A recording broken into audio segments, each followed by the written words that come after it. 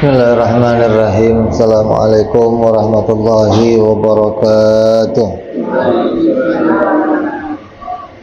Al-Fatihah ila ruhi sayyidina habibina syafi'ina Rasulillah Muhammad ibn Abdullah sallallahu alaihi wa ala alihi wa ashabihi wa azwajihi wa dhurriyyatihi la yu'anir rijali bil jannah wa yafa'una bi asrarihim wa anwarihim wa alumihim wa nafatihim barakatihim bid dini wa dunya wal akhirah.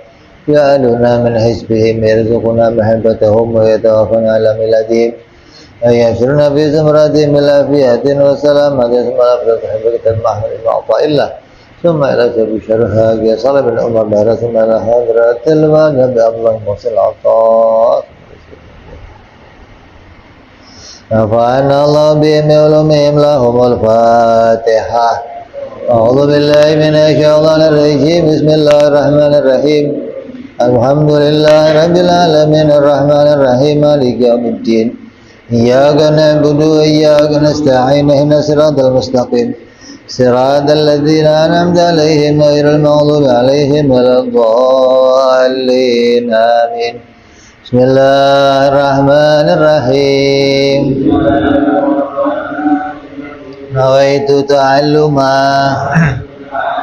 وتعليما وتذكرا وتذكيرا ونفعا والانتفاعا والإفادة والاستفادة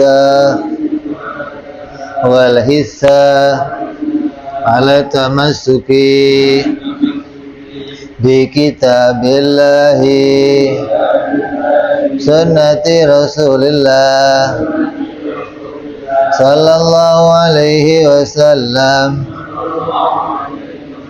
والدعاء إلى الهدى والدلالة على الخير ابتغاء مرضاته وقربه وثوابه وحسن الخاتمة مع اللطف والعافية صلاح العاقبة. Bismillahirrahmanirrahim. Alhamdulillahirabbil alamin. Wassalatu wassalamu ala asyrafil anbiya'il mursalin sayyidina habibina syafi'ina wa maulana Muhammadin wa ala alihi wa sahbihi ajma'in, amma ba'du.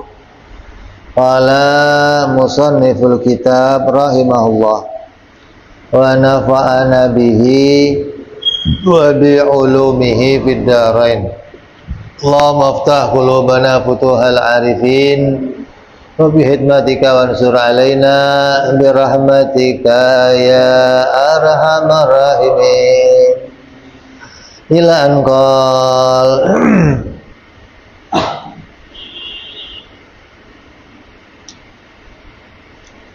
sampai hikmah yang ke 102.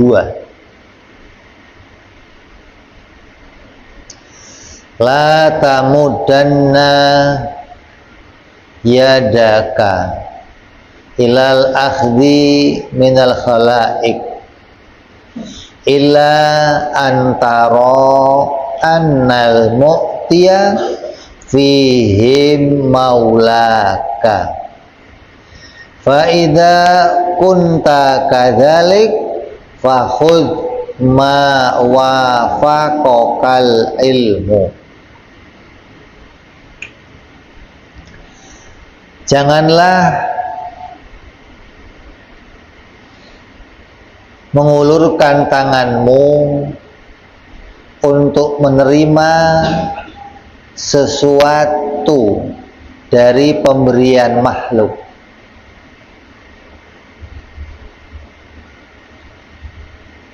kecuali engkau merasa bahwa yang memberimu sebenarnya adalah Tuhanmu.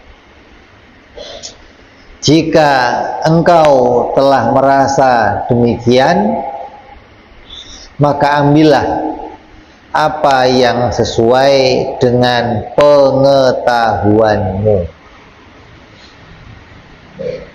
Ini makna terjemah. Maksudnya, jangan mengulurkan tangan untuk menerima pemberian makhluk berupa harta ataupun berupa hal-hal yang lain, baik itu bantuan tenaga atau bentuknya pertolongan-pertolongan yang lainnya, kecuali engkau telah memenuhi dua persyaratan. Kalau kita kan kalau dikasih modelnya model melotot kan, udah nggak pakai mikir, maksudnya mbat aja langsung. Tapi di kitab hikam ini kita diingatkan jangan asal nerima, kecuali kamu mengetahui bahwa sebenarnya pemberinya ini adalah Allah. Orang yang datang ini ngapain? Hanya mengantar saja, menjadi sabab. Allah bisa menjadikan sabab yang lain yang banyak. Ketika kamu telah mengetahui bahwa orang ini adalah sabab saja, maka pemberinya yang sebenarnya adalah Allah, kamu boleh menerimanya. Tapi ketika mau menerima, kamu harus memenuhi dua syarat dulu. Yang pertama, engkau berkeyakinan bahwa Allah lah yang memberinya. Jangan meyakini yang memberimu adalah makhluk. Jangan menyangka, oh ini dari dia, oh ini atas bantuannya, oh ini pertolongannya. Jangan. Kalau kamu sudah yakin bisa memahami ini pemberinya adalah Allah, kamu memenuhi syarat yang pertama. Karena makhluk itu hanyalah menjadi sabab ditampakkannya pemberian Allah. Keyakinan yang seperti ini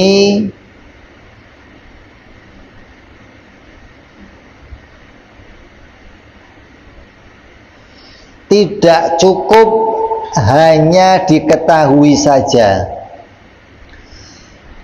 tetapi harus disertai kemantapan hati bahwa pemberinya itu hanyalah Allah.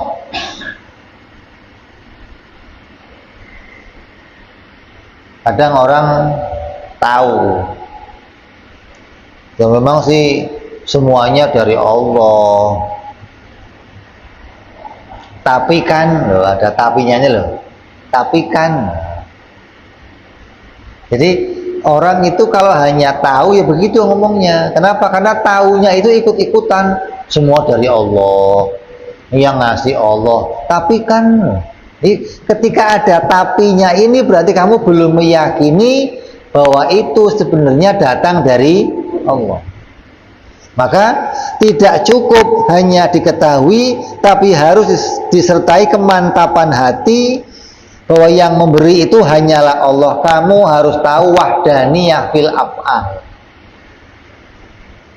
Kalau kamu nggak tahu wahdaniyah fil af'al, selamanya kamu nggak akan tahu pemberinya yang sebenarnya adalah Allah Subhanahu wa ta'ala.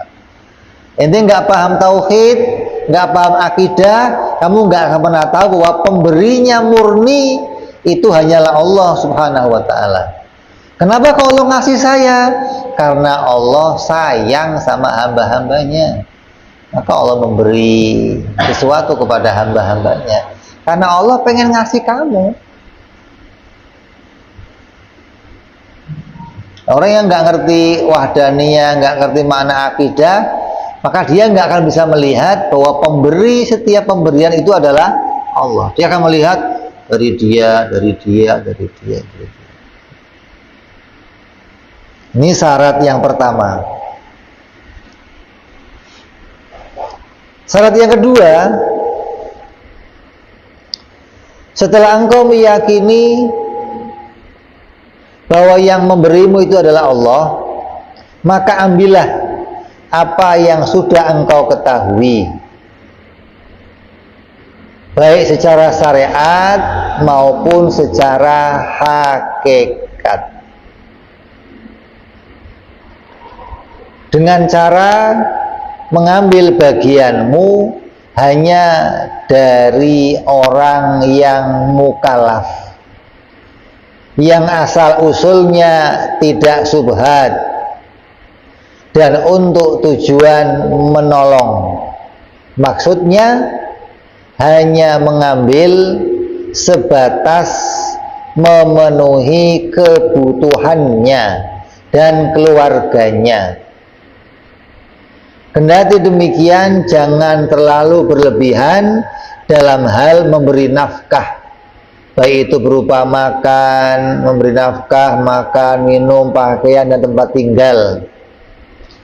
Jangan mengambil sesuatu sebelum engkau membutuhkannya, dan jangan mengambil lebih dari apa yang kau butuhkan. Ini syarat-syarat yang kedua. Setelah kamu tahu pemberinya Allah, maka ambillah yang sudah jelas kamu ketahui. Ketahui apa? Bahwa sesuatu ini jelas halalnya. Kalau belum tahu gimana? Ya jangan. Ini mereka ini orang-orang yang menjaga dirinya, gak mau sampai kemasukan sesuatu yang gak jelas. Subhat saja, gak jelas saja mereka gak mau, apalagi haram. Ini kalau dia mau menerima sesuatu, tahu, oh yang ngasih siapa? Oh yang ngasih fulan. Fulan dari mana hartanya? Oh jelas halalnya. Enggak, ada yang mau ngasih duit nih. Oh oke.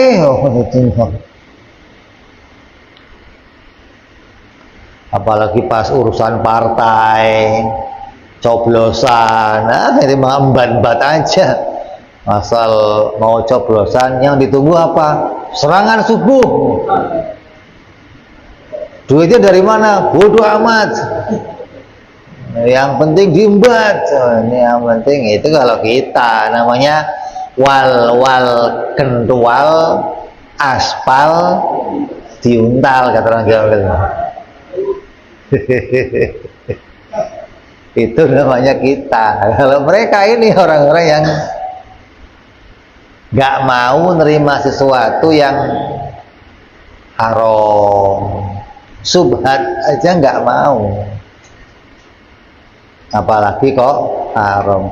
Jadi mereka ini harus betul-betul tahu dari mana sumber secara syariatnya.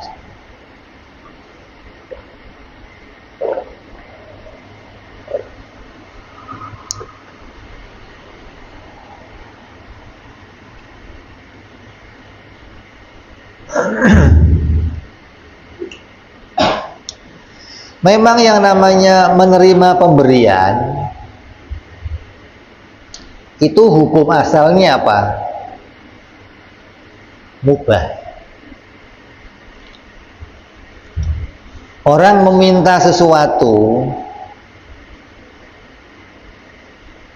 itu hukum asalnya apa? Mubah.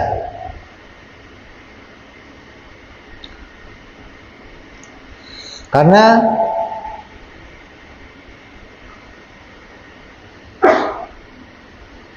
Allah Subhanahu wa ta'ala berfirman dalam Al-Quran apa?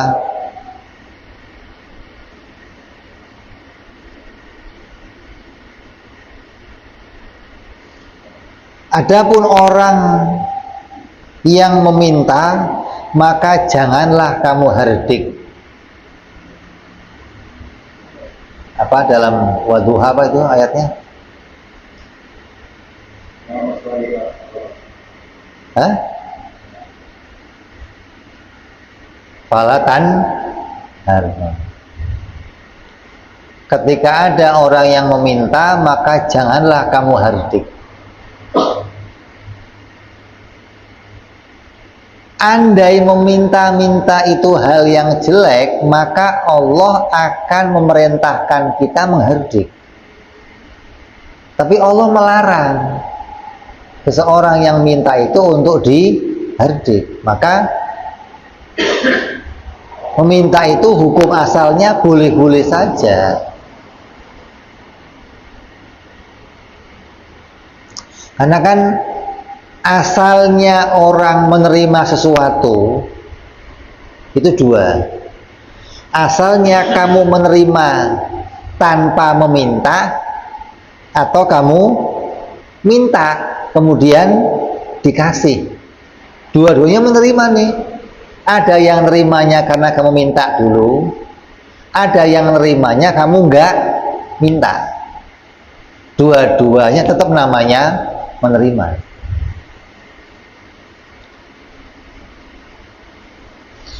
Maka seseorang itu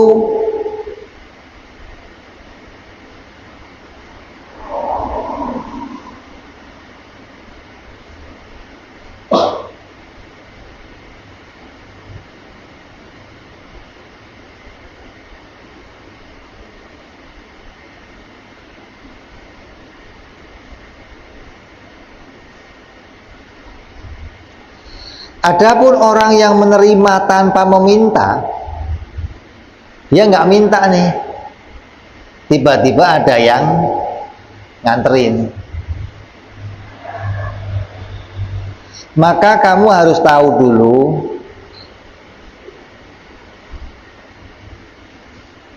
orang yang ngasih itu rezekinya halal atau enggak. Kalau dia mau minta, lebih lagi. Ini mau minta sama orang, ya kamu teliti dulu nih orang yang mau saya mintain ini beres nggak rezekinya. Nah kalau tiba-tiba ada yang nganterin gimana? Ya teliti dulu. Ini yang mau ngasih ini rezekinya halal atau tidak. Kalau urusan fikih nanti akan dibagi lagi. Menerima itu ada 5 hukum: wajib, haram, sunnah, makruh, mubah.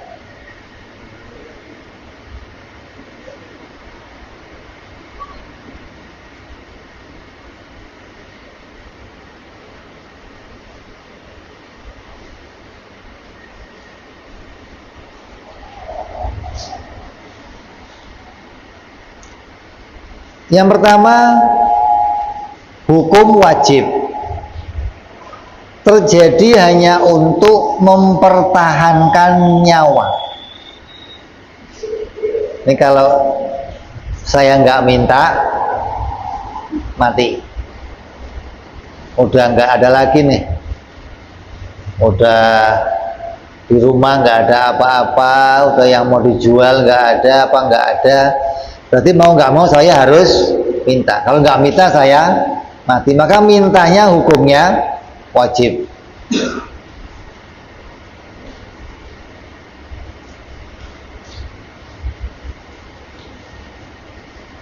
Kalau dia dalam keadaan seperti ini dia nggak meminta, maka hukumnya dosa. Berarti dia sengaja bunuh diri, hukumnya haram. Makanya kan dulu ada riwayat ada orang yang memakan bangkai. Ketika ada ulama datang, kenapa ini kok makan bangkai? Kan bangkai ini haram. Oh, buat ente haram, buat saya halal. Nah kok bisa? Karena saya kalau nggak makan bangkai ini mati. Emang nggak bisa yang lain? Saya udah minta nggak ada yang ngasih, gimana?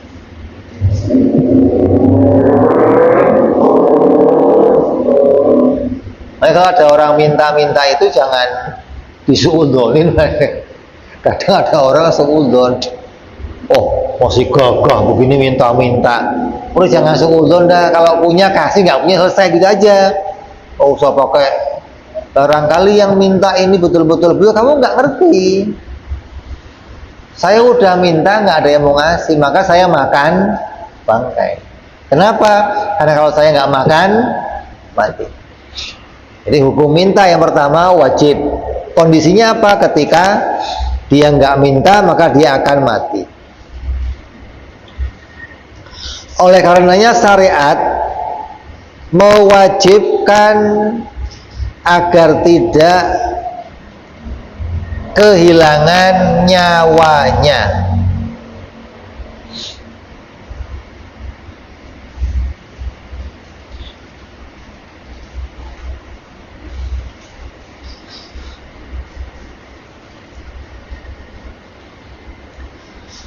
Imam Al-Kastolani dalam kitabnya Syarah Bukhari mengutip dari Imam Ibnu Arabi bahwa hal ini wajib bagi murid di awal perjalanannya.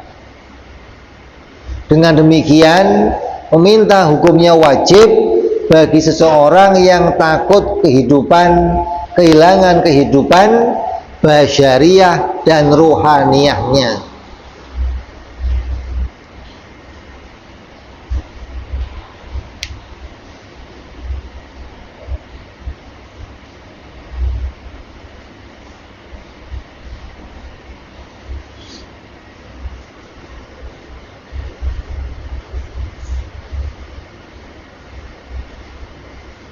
Yang kedua hukumnya sunnah.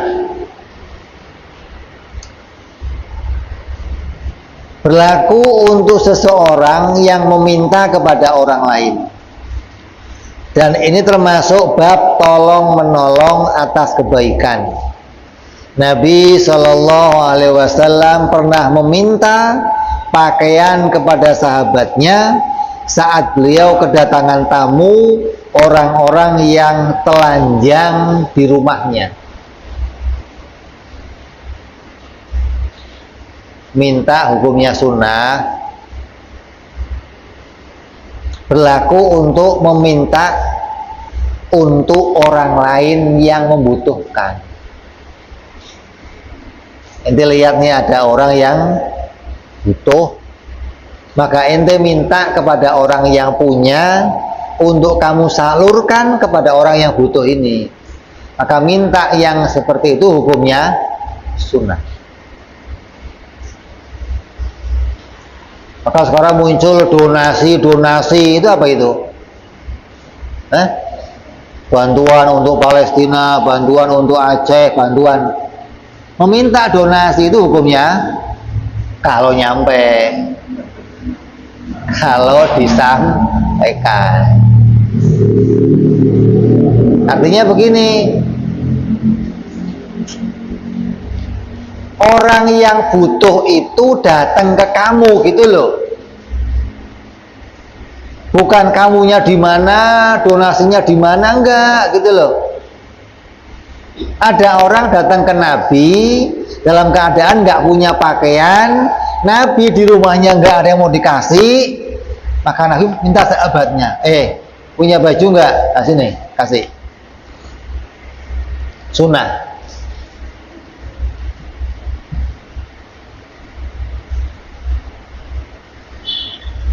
Ente di rumah ente banyak baju,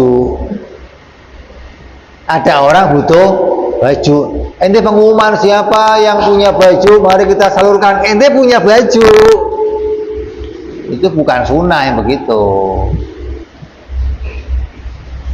Ente sudah nggak bisa ngasih maksudnya, maka ente minta sama orang lain untuk ngasih dia.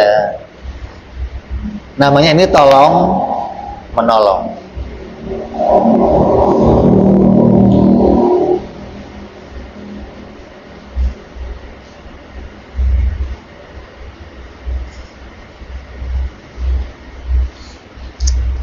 Yang ketiga hukumnya makruh.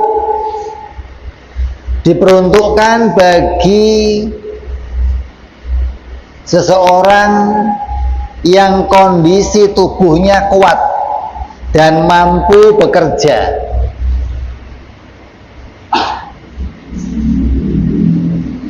Dia masih bisa kerja, masih mampu mencari nafkah, masih mampu untuk berupaya dengan kekuatannya sendiri, maka hukumnya makruh apabila orang tersebut tidak disibukkan dengan ibadah dan zikir.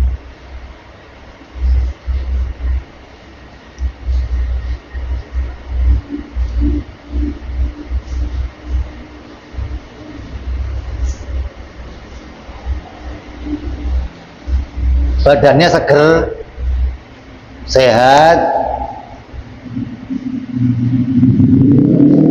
nggak ada kesibukan,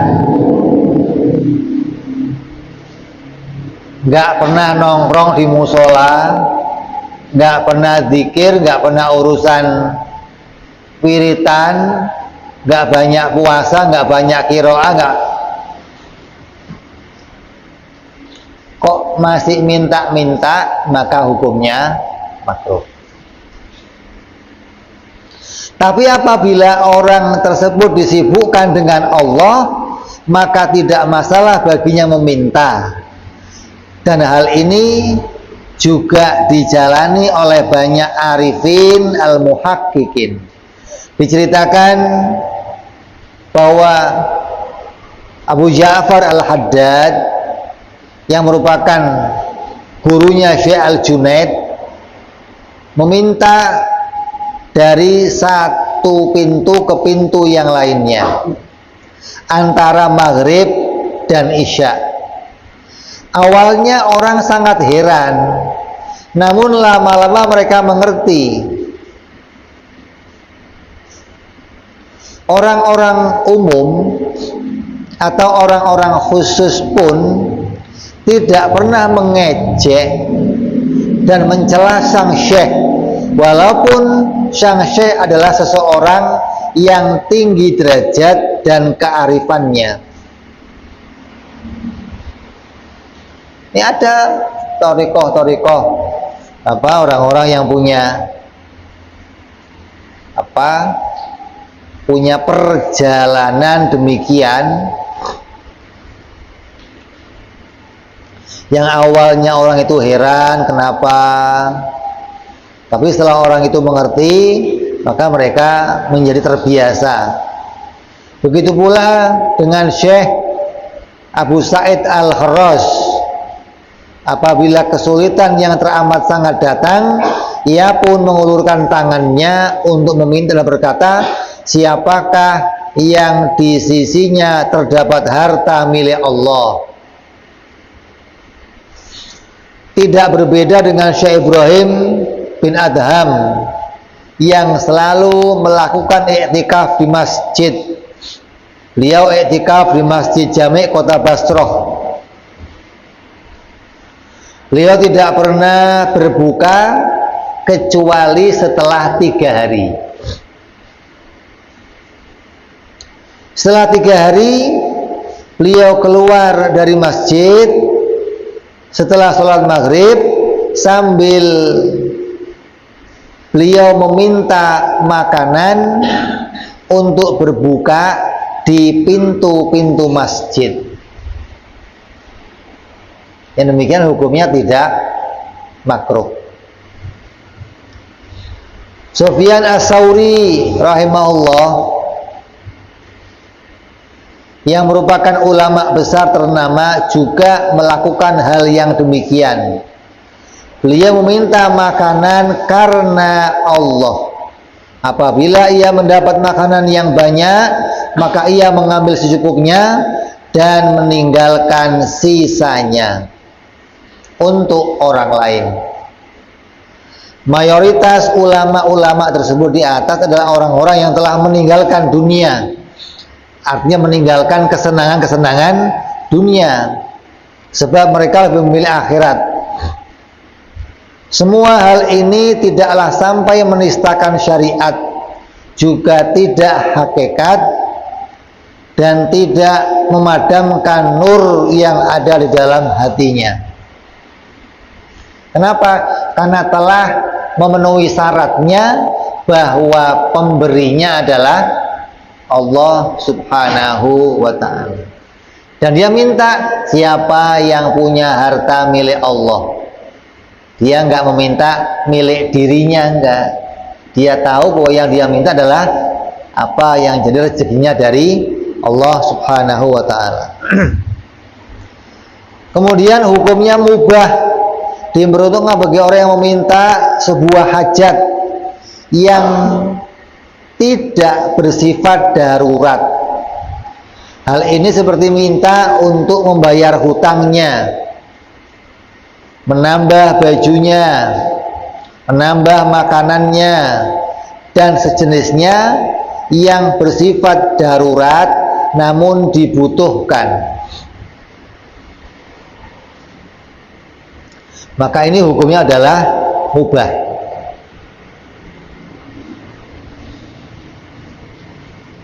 Yang terakhir hukumnya haram, diperuntukkan bagi seorang yang meminta demi memperbanyak harta atau menambah atas harta yang telah cukup. Dalam hadis disebutkan barang siapa telah memiliki 40 dirham maka dia meminta lagi kepada orang lain, maka baginya hukumnya haram. 40 dirham itu berapa? 1 dirham itu 3 gram perak. 1 gram peraknya 25.000. Berarti 3 gram berapa? 75.000. 75 kali 4 berapa? Kali 40. 300 berapa? Jadi berapa? 3 juta. Kalau ada orang kok sudah ngantongi uang 3 juta, kemudian masih meminta kepada orang lain, maka hukumnya haram. Sebagian meminta yang haram lagi adalah meminta dengan cara memaksa terhadap orang yang dimintai. Maka itu juga hukumnya haram.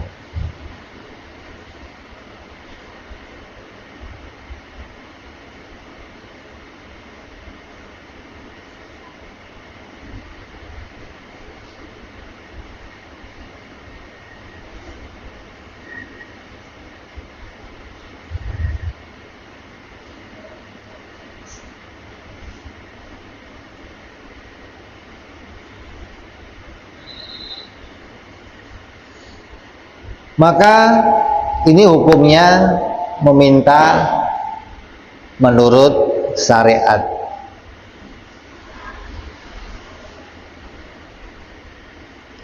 Dan kamu kalau mau minta, kamu sudah tahu nih, ini kalau saya minta ini bagi saya hukumnya apa nih? Wajib, atau ini sunnah, atau ini haram, atau makruh, atau mubah. Ketika kamu sudah tahu bagian kamu yang mana, maka mintalah. Asal kamu sudah tahu. Kalau haram, ya bagian kamu haram berarti. Kalau sudah tahu haram, berarti saya sudah waktunya nggak boleh meminta lagi.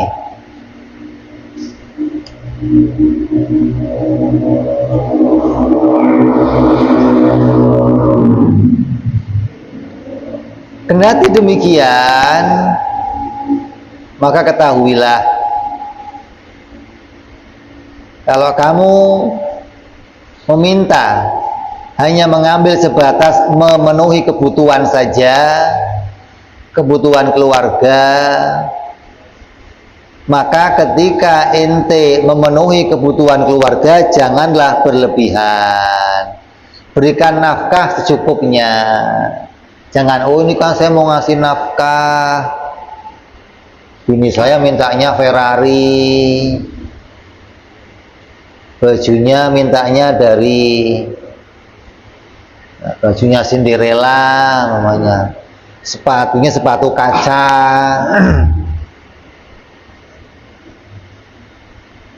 Kalau ente mau ngasih sesuatu untuk meminta untuk memberikan kebutuhan nafkah keluarga, maka jangan berlebihan. Nafkah secukupnya, makan minum secukupnya, pakaian ya secukupnya, butuh tempat tinggal ya secukupnya.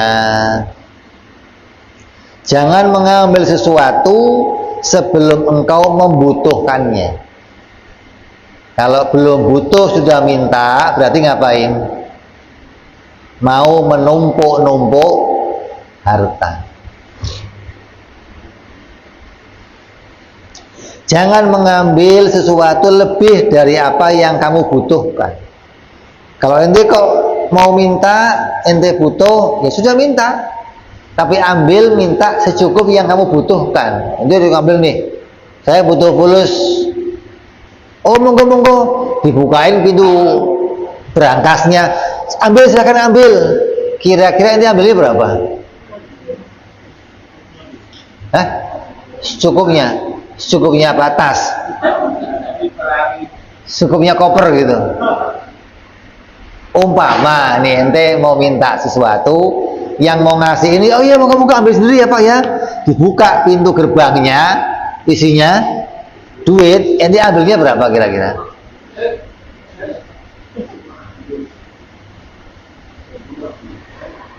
Kalau ngambil oh iya biar cukup beli rumah, cukup beli mobil, itu mah bukan beli cukup namanya.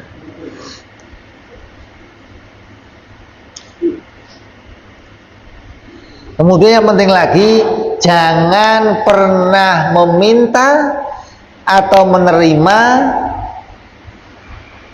pemberian orang yang suka mengungkit-ungkit pemberiannya. Ini yang bahaya. Ini kalau saya terima nih, ntar kalau ada apa-apa diungkit nih pasti nih. Ente kan udah saya bantu kemarin, sekarang bantu saya dong. Udah jangan. Atau kalau ente minta, nanti diungkit-ungkit nih. Maka jangan, lebih baik jangan terima dari orang-orang yang suka mengungkit-ungkit sebuah pemberian. Jadi ente mau mengulurkan tangan maksudnya apa? Menerima atau meminta. Minta ya begini, terima juga. Saya kalau terima begini, Beb, itu ngambil bukan terima.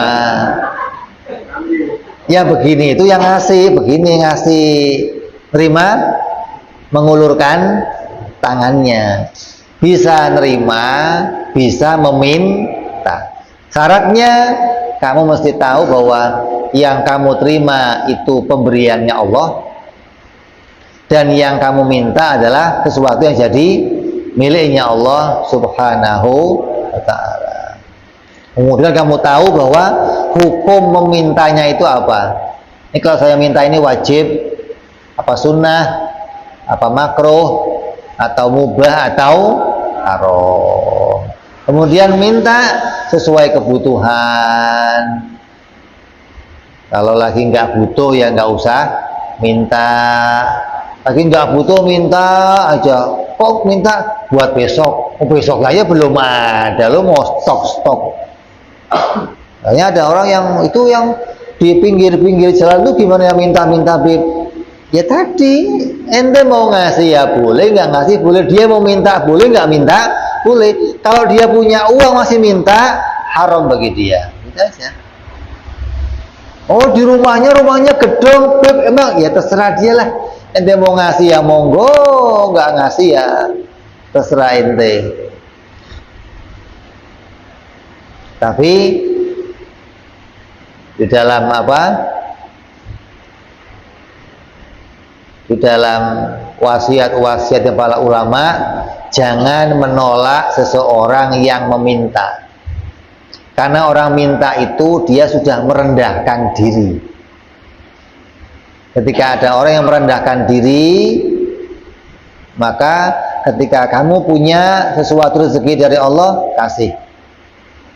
Jangan suudzon, jangan sampai kita tidak memberinya. Kenapa? Karena yang mendatangkan dia untuk minta ke kamu adalah Allah Subhanahu wa ta'ala. Dia nggak datang dengan sendirinya, enggak. Jadi kita apa? Untung bukan saya yang minta. Mudah-mudahan saya diberikan kelebihan ya Allah. Kasih. Ini urusan bagaimana seseorang ketika dia meminta sesuatu, hatinya harus tahu bahwa pembagi rezeki, pemilik rezeki adalah Allah Subhanahu wa ta'ala. Mudah-mudahan kita semua dibuka hatinya, bisa dipahamkan tentang akidah tauhid dan tahu bahwa segala pemberian, segala rezeki itu semua datangnya dari Allah Subhanahu wa ta'ala, dan keyakinan ini bisa kita bawa sampai hari kematian kita. Amin ya rabbal alamin. Al-hadiniyah wa ala niyatin sholah wa ila hadratin nabi. Al-Fatihah. A'udzu billahi minasyaitonir rajim. Bismillahirrahmanirrahim. Alhamdulillahirabbil alamin arrahmanir rahim maliki yaumiddin. Iyyaka na'budu wa iyyaka nasta'in ihdinas siratal mustaqim siratal ladzina an'amta 'alaihim ghairil maghdubi 'alaihim waladdallin. Amin. Ya Rabbana tarafna بأننا اقتربنا وأننا أسرفنا على الأضاء أشرفنا فتوب علينا توبة تغسل كل حوبة فاستر لنا عوراتي واغفر لوالدينا والآل والإخوان ذي الهلال وكل ذي محبة